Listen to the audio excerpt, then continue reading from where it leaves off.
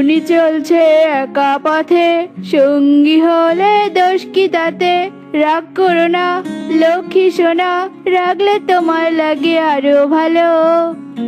কালু দাদা, তোমার এসব অসভ্যতামি একদম ভালো লাগে না, এই কিন্তু আমি বলে দিলাম। আরে আরে সুন্দরী, কোথায় আমি অসভ্যতামি করলাম?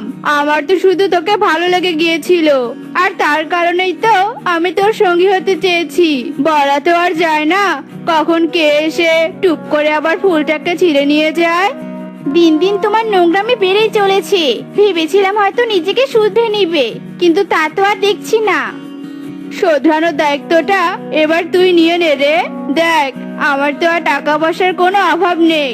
তুই যদি আমার ঘরের বউ হস, তাহলে সারা জীবন টাকার উপরে শুয়ে বসে কাটাতে পারবি, কারণ আমার মতো আর ধনী কেউই জঙ্গলে নেই। আমি তোমার মতো অহংকারীকে কোনোদিনই বিয়ে করব না। আর তুমি আমাকে খুব বেশি বিরক্ত করে ফেলছো। এক্ষুনি আমি মোড়লের কাছে গিয়ে তোমার নামে নালিশ করে আসছি।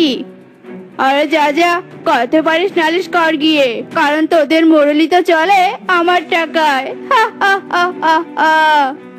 কালুর এসব ফালতু কথা শুনে টুনি ভীষণ রেগে যায় আর মোড়লের কাছে গিয়ে নালিশ জানায়। কালুর এত বড় সাহস, ও এভাবে আমার জঙ্গলের মেয়েদের বিরক্ত করে। আমি আজ বিকেলেই সবাইকে নিয়ে সভা বসাবো, আর ওর শেষ দেখে ছাড়বো আমি। টুনি, তুই এখন বাড়ি ফিরে যা। মোড়লের কথায় ভরসা পেয়ে টুনি তার বাড়িতে ফিরে যায়। এদিকে মোড়ল বিকালে সবাইকে নিয়ে কালুর নামে বিচার বসায়, আর কালু এক ব্যাগ ভর্তি টাকা নিয়ে সভায় এসে হাজির হয়। মোড়ল মশাই, কষ্ট করে আপনি আবার সভা কেন ডাকতে গেলেন বলুন তো? আমাকে আগে বলতেন, আমি বাড়ি গিয়ে আপনার জন্য ব্যাগ ভর্তি টাকা নিয়ে আসতাম। এই নিন টাকা, আর সবাইকে নিয়ে বাইরে কোথাও গিয়ে পেট পুড়ে খাবার খেয়ে আসেন। কালু, এসব কি করেছে তুমি? আহা মোড়ল মশাই, ওভাবে বলবেন না তো। আপনার যদি আরো টাকা লাগে তাহলে আমাকে নির্দ্বিধায় বলতে পারেন, কারণ আমার মতো তো আর আপনার টাকা নেই যে মন খুলে একটু খরচ করবেন, তাই আমি দিয়ে দিলাম। সব বলে বুক ফুলিয়ে কালু কাক সেখান থেকে চলে যায়। আর এত এত টাকা পেয়ে মোড়লও মহা খুশি হয়। আর তা দেখে বাকি পাখিরা ভীষণ রেগে যায়, আর সভা ভেঙে সবাই নিজেদের কাজে চলে যায়। আর এসব দেখে কালুর অহংকার আরো বেড়ে যায়, আর অহংকারের পাশাপাশি কালু অত্যাচারীও হয়ে ওঠে। আরে বান্টি, এত কষ্ট করে জমি চাষ করার কি প্রয়োজন? তার থেকে ভালো হয় তোর জমিগুলো আমাকে দিয়ে দে, তার বিনিময় না হয় আমি তোকে কিছু টাকা দিয়ে দিব। তার কোনো প্রয়োজন নেই কালু দাদা, আমি পরিশ্রম করে যা ফলাবো তাই বাজারে বিক্রি করব, আর সেই টাকা দিয়েই আমি সৎ পথে চলে খেয়ে পরে বেঁচে থাকবো। এই শালিক, এই বান্টি বলে কি রে? এ নাকি আমাকে ওর জমি দিবে না। হা হা হা হা হা। তাহলে চল একে একটু মজা দেখিয়ে দেই। আমার মুখের ওপর তুই কথা বলিস, আমাকে জমি দিবি না তাই তো? আজ তোর জমি আমি নিয়েই ছাড়বো, দেখি তুই আমাকে আটকাস কি করে। এমন অত্যাচার সৃষ্টিকর্তা একদম সহ্য করবে না, এই বলে দিলাম। এর পতন একদিন ঠিক হবে। হা হা হা হা হা। আমার পতন কেউ ঘটাতে পারবে না, কারণ আমি হলাম তোদের এই জঙ্গলের সব থেকে বড় ধনী। এই শালিক, পেপারটা নিয়ে আয়, আর এই সারার বেটা বান্টির কাছ থেকে টিপসই নিয়ে নে। কালুর কথা মতো শালিক বান্টির কাছ থেকে জোর করে টিপসই নেয়, আর বান্টিকে তার জমি থেকে বের করে দেয়। বান্টি চোখের জল ফেলতে ফেলতে বাড়ির পথে যেতে থাকে, আর পথে টুনির সাথে তার দেখা হয়ে যায়। বান্টি দাদা, তুমি অমন করে কাঁদছো কেন? আর তোমার গায়ে এত ক্ষত কি করে হলো? এরপর বান্টি টুনিকে সব ঘটনা খুলে বলে, আর সব শুনে টুনি ভীষণ রেগে যায়। এই কালু তো আমাদের সবার জীবনটা পুরো ধ্বংস করে দিচ্ছে, আর আমাদের মোড়লও তো কালুর টাকার কেনার দাস হয়ে গিয়েছে। এভাবে চলতে থাকলে তো আমরা কেউ শান্তিতে থাকতে পারবো না। কিন্তু আমাদের তো কিছু করারও নেই।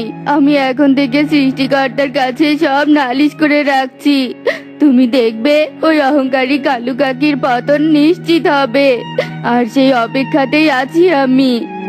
আচ্ছা ঠিক আছে বান্টি দাদা, তুমি বরং থাকো, আমার কিছু কাজ আছে, আমি বরং সেখানে গিয়ে কাজগুলো শেষ করে নেই। এরপর টুনি নিজের কাজে চলে যায় আর বান্টিও বাড়িতে ফিরে আসে। আর এভাবে রাত হয়ে আসে।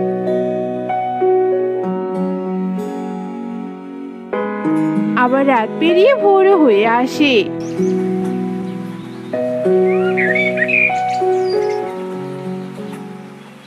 কালু তার উঠোনে বসে শালিককে বলতে থাকে, শালিক, কে আছে আর আমার মতো ধনী আর উদার মনের, বলতো আমায়।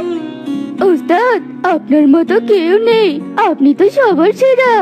এবার শুধু আপনার জন্য একটা বউ দরকার, আর আমার একটা ভাবি দরকার। কতদিন আর এভাবে একা থাকবেন বলুন ওস্তাদ? তুই তো একেবারে আমার মনের কথাটাই বলে দিয়েছিস। যা, খোঁজ নিয়ে আয় কোথায় কোন ভালো মেয়ে আছে, আমি গিয়ে তাকে সোনা দিয়ে মুড়িয়ে আমার বউ বানিয়ে নিয়ে আসবো। ঠিক আছে ওস্তাদ, এই আমি যাবো আর আসবো। কালুর কথা মতো শালিক মেয়ে খোঁজার জন্য বেরিয়ে পড়ে। এদিকে কাকুলির বিয়ের জন্য কাকুলিকে বউ সাজানো হচ্ছিল। আর কিছু সময়ের মধ্যে বর এসে কাকুলিকে বিয়ে করে নিয়ে যাবে। এসব দেখে শালিক মনে মনে ভাবতে থাকে, ওস্তাদকে গিয়ে এক্ষুনি এই মেয়ের কথাটা বলি।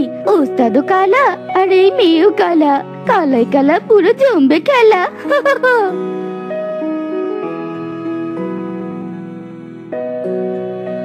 ওস্তাদ, ওস্তাদ, ঝাক্কাস একটা মেয়ে দেখে এলাম, তাড়াতাড়ি চলুন ওস্তাদ, নয়তো অন্য কোনো পাখি এসে ফুরুত করে নিয়ে চলে যাবে। বলিস কি রে? চল চল, এক্ষুনি চল।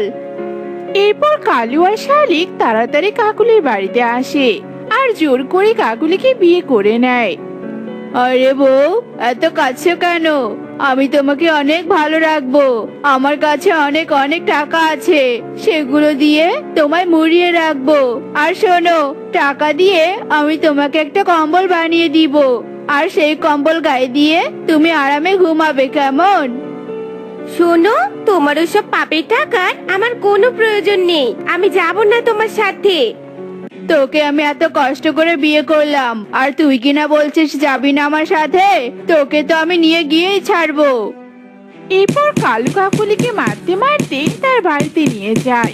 আর এসব কিছু দেখে সবাই চোখের জল ফেলতে থাকে।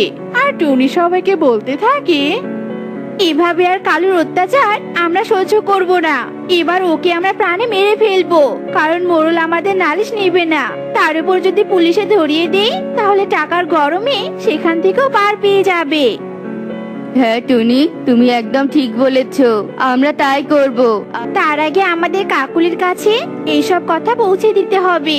ওর সাহায্য ছাড়া আমরা এটা কখনোই করতে পারবো না। এরপর সবাই মিলে একটা বুদ্ধি বের করে। এদিকে রাতও হয়ে আসে।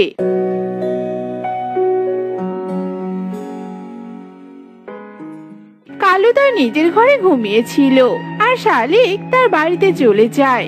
কাকুলি জানালার পাশে বসে কাঁদতে থাকে। কাকুলি, তোকে মুক্ত করতে তোর সাহায্য আমাদের খুবই প্রয়োজন। কি প্রয়োজন বলো তো? এরপর টুনি সব কথা খুলে বলে আর কাকুলি খুশি হয়ে বাইরে বেরিয়ে আসে। আর তারপর সবাই মিলে কাকুলির ঘরে আগুন লাগিয়ে দেয়। আর কালু পুড়ে ছাই হয়ে মারা যায়। আর এভাবে কালুর অহংকারের পতন ঘটে।